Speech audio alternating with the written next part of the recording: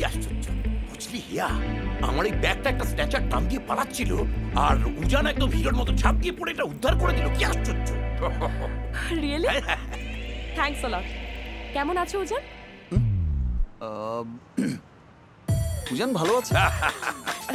জানো উজান, আমার খুব ইচ্ছে ছিল তোমার আর হিয়ার বিয়েটা হোক। তোমার কি আশ্চর্য, দিদিরও ইচ্ছে ছিল, কিন্তু সবারই যখন ইচ্ছে ছিল তখন বিয়েটা হলো না কেন কাকাবাবু?